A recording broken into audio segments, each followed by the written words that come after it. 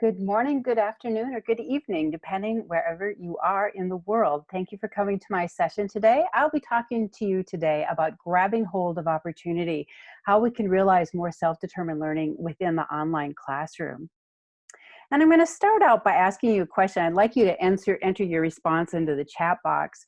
How are you experiencing teaching during COVID-19?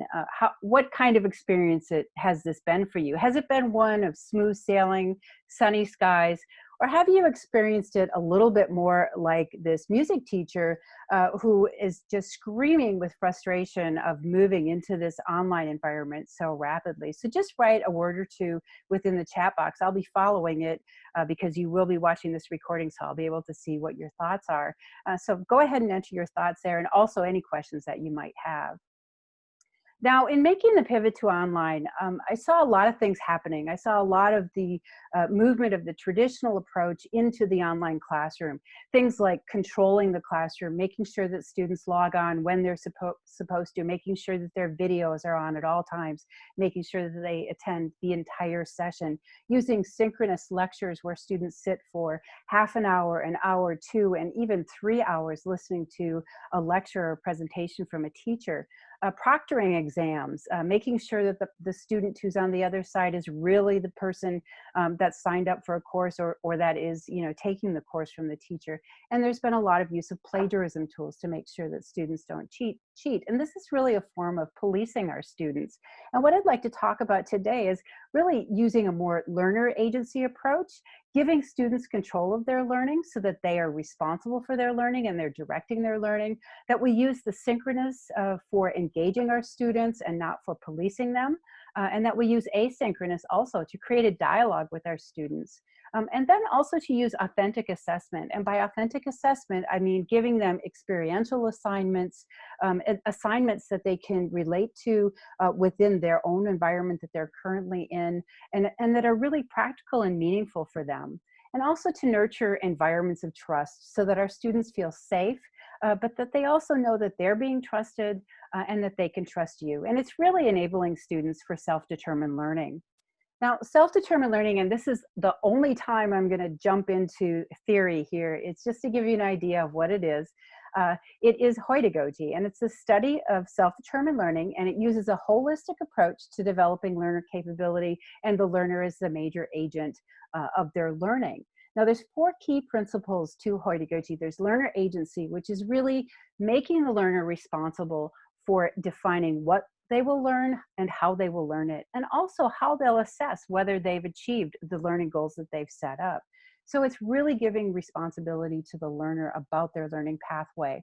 The second principle is one of capability and self-efficacy, and that's giving learners an opportunity to fail, an opportunity for them to learn from their experiences, that they build up their confidence over time as they gain specific competencies and skills and really expand upon their capabilities. The third principle is that of reflection and metacognition, and that's reflecting on what they've learned, how they've learned it, and the process that they went through, that they're really thinking about not just what they've learned, but how they can apply it within their own learning environment and their own learning approach. Finally, nonlinear design. Because the learner has agency and they're basically defining the curriculum, there's a nonlinear design where they make choices about what will be learned. So the path isn't necessarily a clear and structured one over time.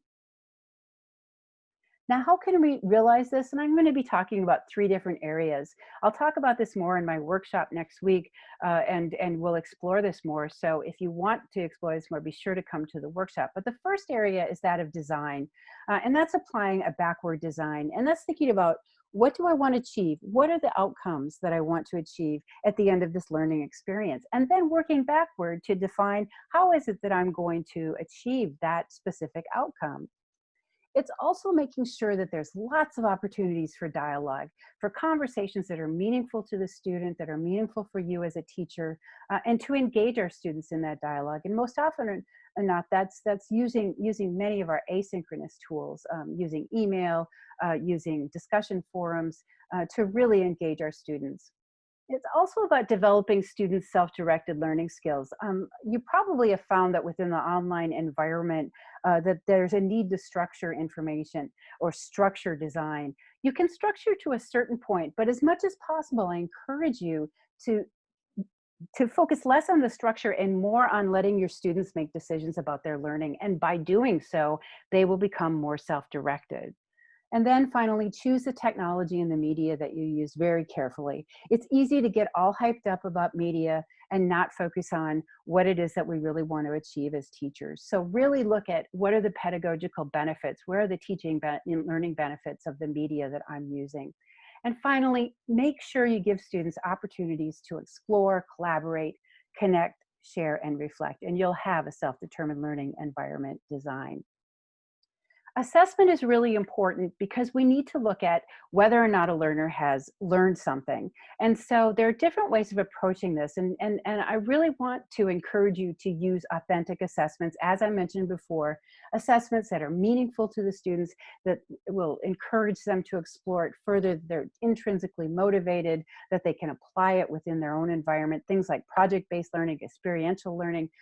Make sure that you design so that these assessments, these are the kinds of assessments that you bring into the classroom and not just quizzes.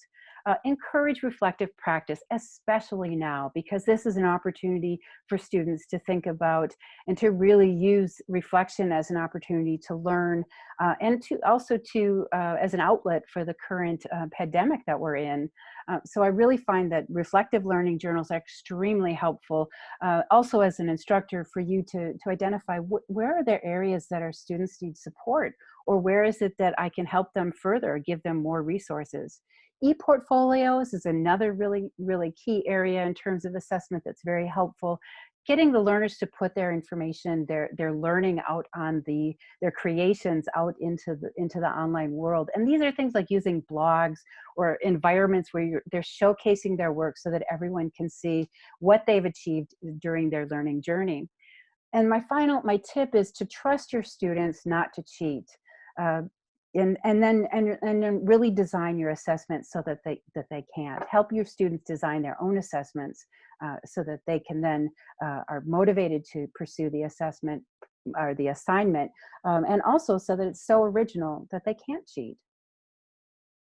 Support and care. I can't emphasize this enough. In order for us to get through this pandemic, in order for us to really use the online environment as a supportive area, we need to give support to our students. And that's doing things like showing empathy to them when they need support. And that can be done with the language that we use, in the time that we give them to do their assignments, the type of assignments we give them.